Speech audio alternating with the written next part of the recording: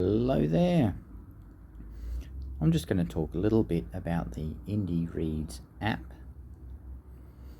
So I'm just going to open it up now. Down here at the bottom, indyreads.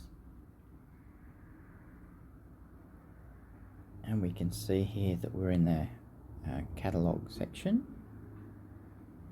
And we've got a whole array of different books available that we can choose. So I'm just going to tap on the Sydney Wars, red one there. Gives me a little bit of a précis of what the story is about. I can even choose to use the preview function, or I can go straight to borrow. Now if I choose borrow, it's going to show up in my bookshelf.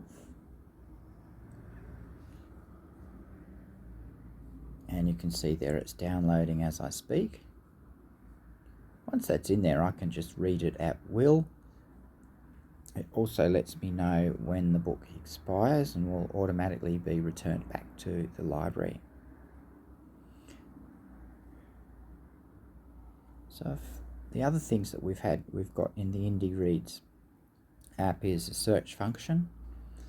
So I can search up here at the top in the catalogue, and I can search by topic: ebooks, audiobooks, fiction, etc. I can go back to my bookshelf and see all the different books that I've checked out.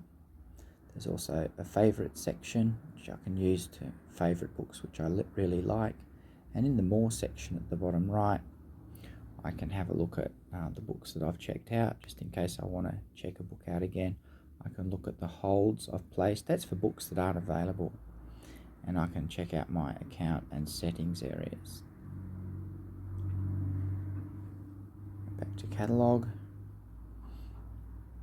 bookshelf. So many thanks for checking out this short video. All the best and bye for now.